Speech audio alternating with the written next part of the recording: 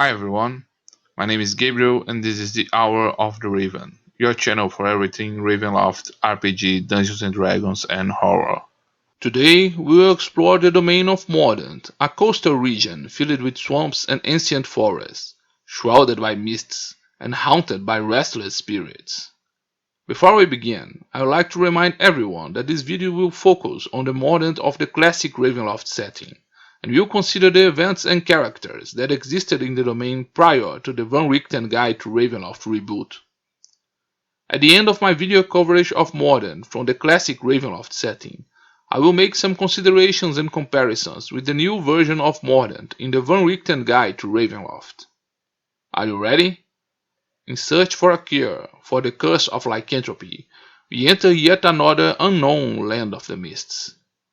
We must seek the help of the renowned expert Dr. Rudolf von Richten, or the support of the priestess of Hala.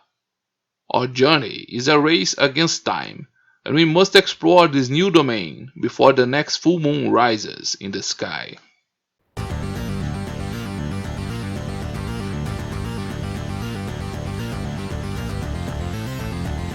Hour of the Raven.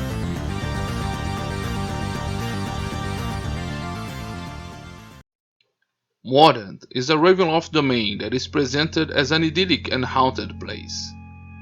Those who wander through its villages and country roads come across the imposing and decaying buildings of a forgotten past, in a haunted environment that is perfect for gothic horror and ghost stories. The domain is set in the Renaissance era, and is one of the most culturally advanced domains in the core of the Land of the Mists.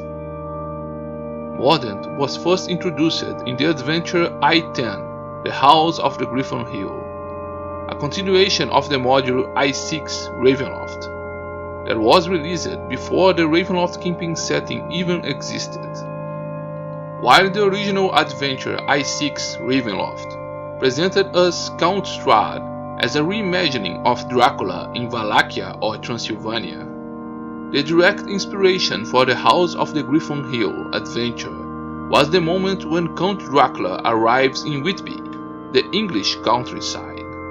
However, this adventure didn't just draw from the source of Bram Stoker's novel, and featured a melting pot of gothic references, with themes such as insane asylums, body possession, haunted mansions, and even the separation of identities through a machine called Apparatus, as in Dr. Jekyll and Mr. Hyde novel.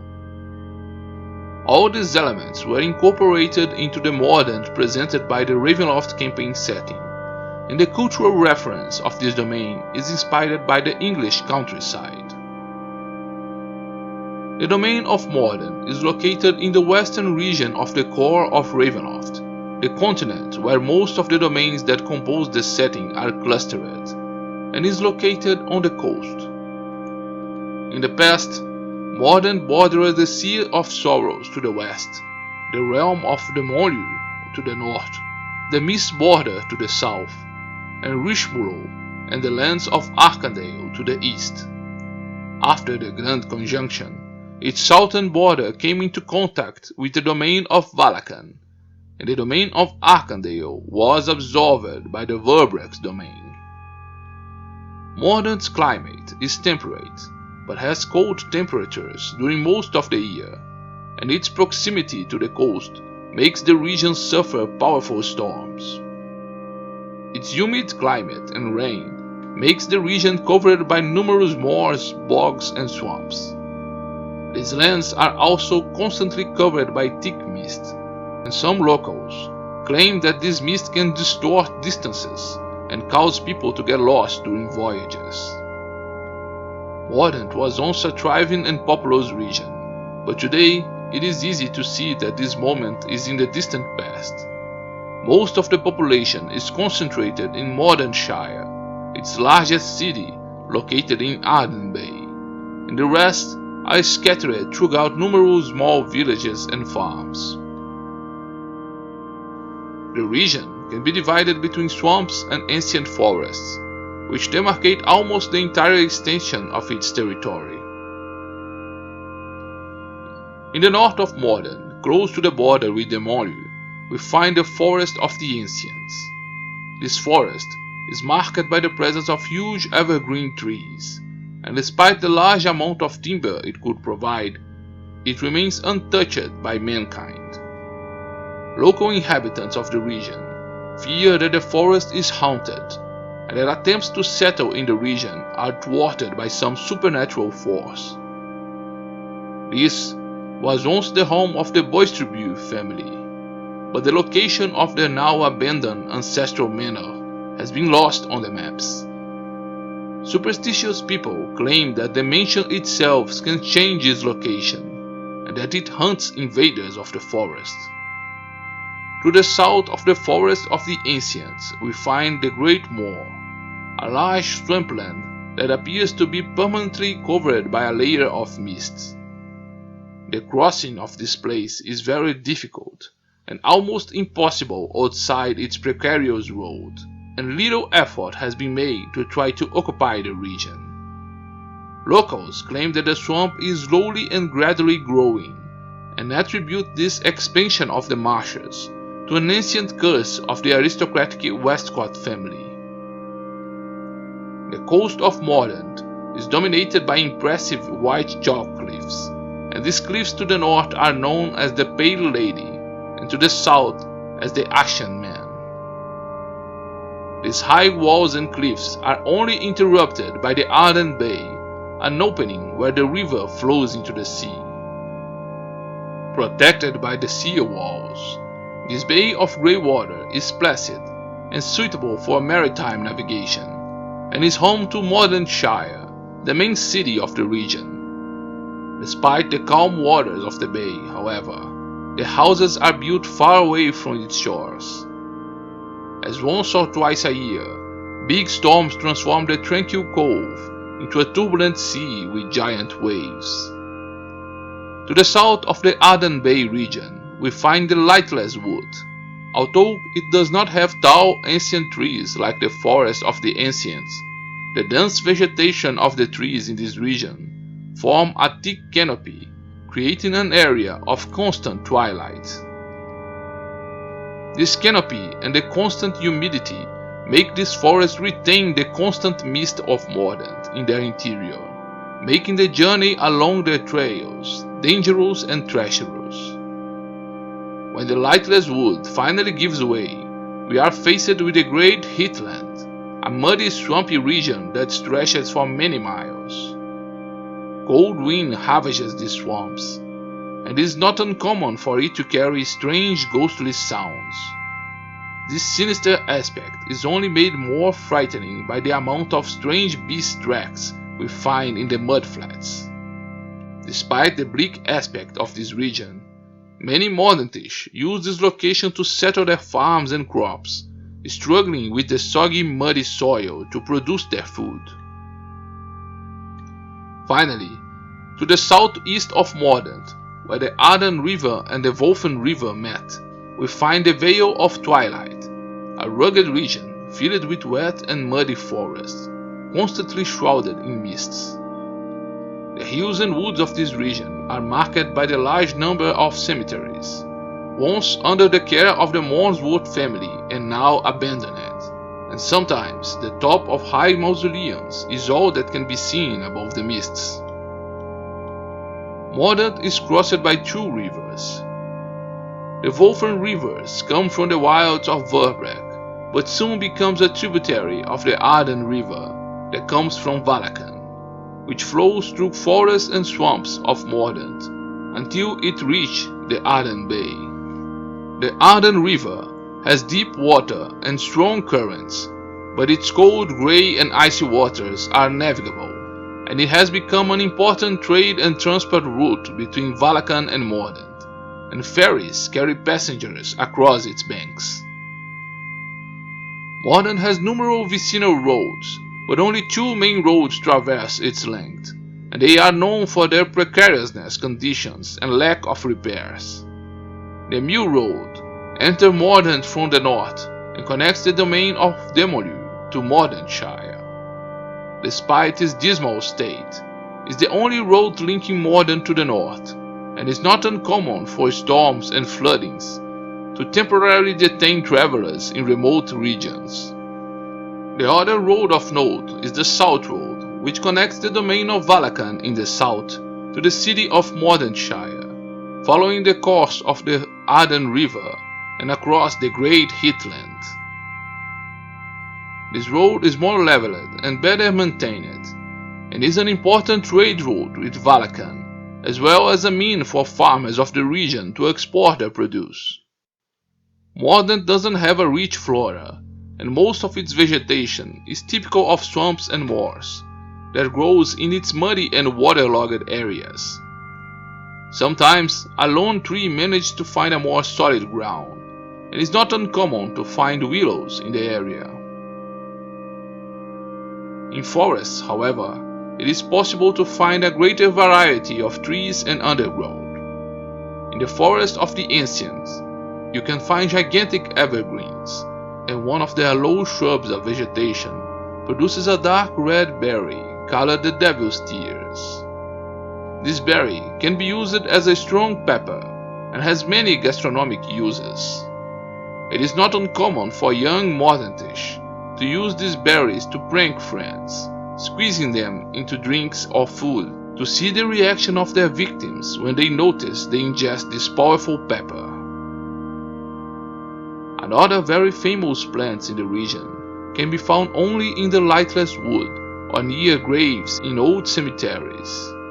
The rateroot is a white flower that grows in the densest regions of the lightless wood and can be easily found on moonlit nights, as it seems to glow in contact with the moonlight.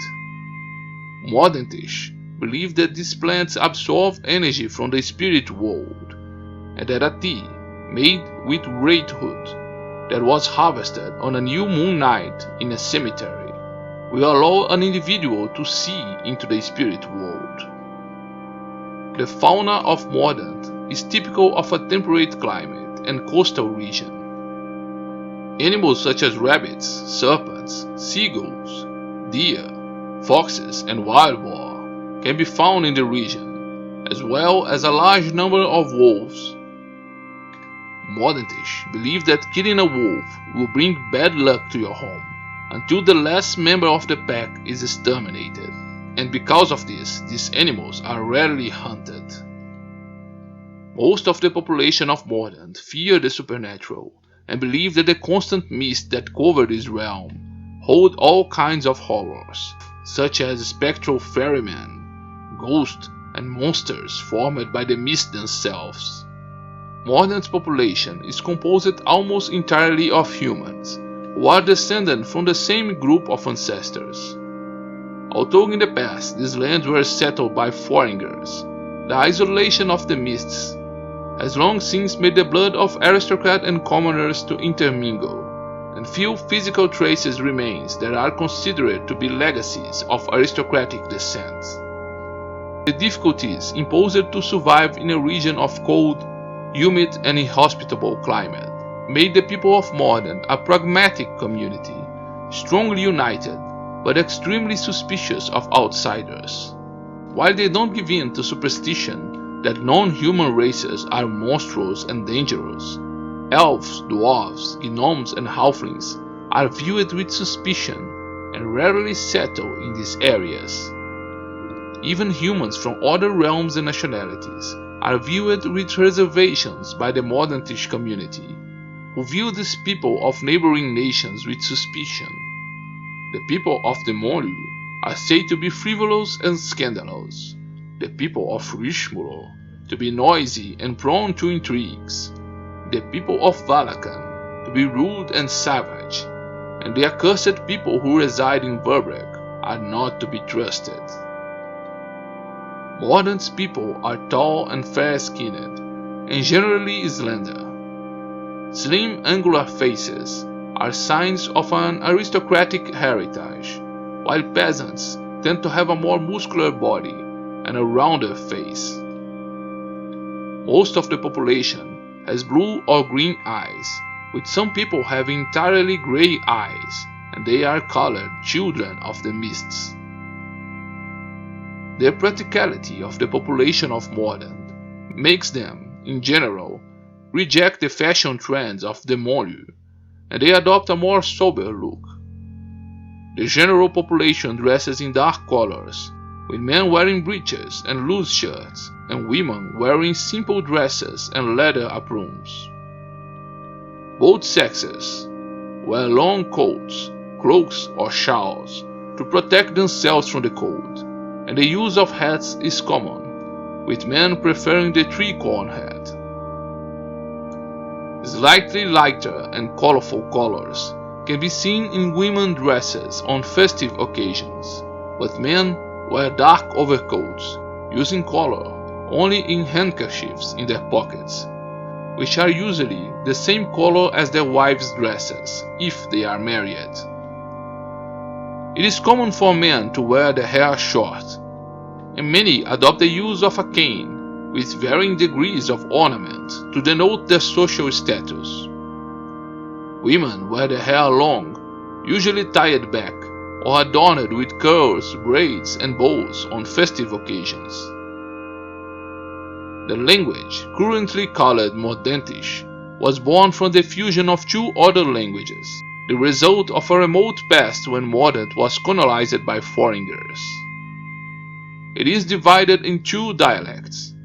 Low Mordentish is spoken by most of those who speak this language, and is considered a language of commoners, and used in everyday life in most towns and cities. The High Mordentish dialect is preferred by the elite and aristocracy for its sound and elegance. This dialect is quite versatile and has spread among the most advanced domains of the corps, being associated with literature and academy. Most of the population of Mordant live a life of hard work, but are proud of their condition. They usually get up before sunrise and after breakfast begin to work in the fields or other tasks until lunch, when they gather in their homes or taverns for a meal. After this brief rest, they return to activities until the end of the afternoon, where they have the habit of meeting for a cup of tea, at which time they dedicate themselves to social visits and courtship. At night, they gather in taverns for lively conversations, where they drink beer and have the last meal of the day. The life of an aristocrat is not much different, and the nobility of Mordant are known for their dedication to administering and managing their lands. Although the quality of their meals or the refinement of their afternoon tea is greater, they meet side by side with the common population in the taverns at night. Most of Mordant's population is educated at home, and they learn to read and write, notions of arithmetic, local history, geography, and religion. Teaching is a task usually entrusted to the women in the family. Some large villages have small centers of education, and the aristocracy usually hire private tutors or send their children to study at other centers of study in foreign lands. Marriages in Mordant are treated as practical matters. Although forced marriages are not practiced and the wishes of the couple are considered, young people are heavily influenced by their families to observe practical criteria to elect their betrothed. Young people of marriageable age are allowed to frequent the taverns, where they can chat under the watchful eyes of their elders, and courtship often takes place in the form of letters, delivered to suitors on tea-time visits. A family of one of the candidates can exercise its power to prevent an unwanted marriage, and modern society does not tolerate divorce. Mordantish people have great respect for their elders, and the word and opinion of someone more experienced is considered to be more valid. Mordant's cuisine is not known for any outstanding dishes, which may be due to the difficulties encountered in farming on the region. Their diet includes many soups, toasts, bacon, and potato stews. Modern cities usually are built around town squares, where churches and taverns are located. Its exchequer, given the scarcity of stone in the region, is almost entirely composed of wooden constructions. Simpler constructions adopt a mixture of wooden beams and putty, made of mud taken from the swamps, with thatched roofs. Houses of wealthier people are also made with wood, but have some structure and architectural details made of stone or metal, and roofs made with tiles. These constructions are usually on the fringes of cities, and this isolation is considered a sign of distinction and importance. Some exceptions can be found in this architectural style, and modern has many luxurious mansions, made in a very refined and opulent architectural style, using a lot of stone, glass, and metal. Most of these abodes date from a distant past, before modern was swallowed up by the mists, revealing that the region was once thriving. Currently, most of these buildings are in ruins, having been abandoned after a tragedy struck the wealthy aristocratic families who lived there. The modernist view of arcane magic is cautious. While they do not directly attack someone for just being a magic user, they believe that arcane magic emanates from supernatural forces that can corrupt an individual. While they recognize that it can be a powerful tool, they often keep their distance from individuals who engage in such studies and activities. Divine magic, in turn, is seen as something essential and of great importance. The people of modern have great fear of restless spirits and supernatural manifestations, and find relief in their devotion to the faith of Ezra. The faith of Ezra has taken root in modern and won the heart of its people since it was established. It was in the lands of Mordant that Yaakov de Lisnia had his first great revelation of the faith, and it is also in Mordant that the second sect of the faith was established, when the first schism with the modern church of Borca took place. This sect headquarters is the Chapel of Pure Hearts, but every village in Mordant, no matter how small, always has an anchorite as its spiritual leader. These anchorites are very influential with the pious population, and often even more influential than magistrates or sheriffs. The faith of Hala is also practiced in Mordant, but this ancient creed lost ground as the Church of Ezra grew in influence. Although not openly persecuted, the priestesses of Hala conceal their religious practices and present themselves as hermit herbalists and sages. Another aspect that must be considered in the culture of Mordant is the fear of the supernatural and the presence of restless spirits. This fear of ghosts has generated a range of funeral customs to appease the spirits of the recently deceased that must be strictly observed. Upon the death of an individual, all the clocks in the house must be stopped and must only be reactivated after the burial.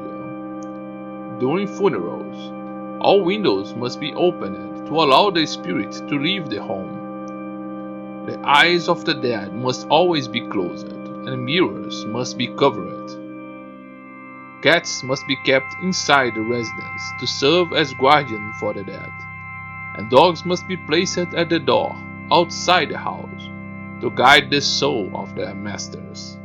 Finally, the full name of a dead person should never be said, even after the funeral, otherwise it will attract their attention. Mordant is a hereditary aristocracy, but its current system of government is in decline. In the past, the leaders and settlers of these lands divided the region of Mordant between different aristocratic families, who were responsible for administering these lands. However, over the years, these families went into decline, and many lineages disappeared. Currently, only the Weathermay family remains in power, but even this family is going through a crisis.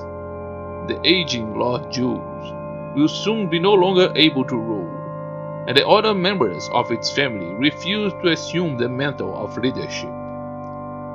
Officially, the Wethermays do not have the standing to act as leaders of the entire region of Mordant, being official rulers only of the region of Mordenshire in the Ardent Bay. Despite this formal aspect, the last aristocrats of Mordant have the respect of the population and act as effective representatives of the nation when necessary. It was Lord Jules Wethermay who signed the Treaty of the Four Towers, including Mordant as one of the allied nations against Falkovnia's attacks and invasions. The Wethermays may still pass decrees to impose taxes and legal matters, but they know their authority is tenuous, and they rule the region loosely, without much interference. The real administration of cities and towns rests with the mayors. In Mordenshire, the appointment of the mayor is the exclusive prerogative of the Wethermay family. In the towns and villages to the north of Mordenshire, the position of mayor is hereditary, but to the south of the region, the cities adopt the custom of electing a mayor through an election in which only the landowners of the region vote. The mayor is responsible for collecting taxes, enforcing Lord Julius Wethermay's decrees, and managing resources. The mayor also appoints two other authority figures, the magistrate and the sheriff.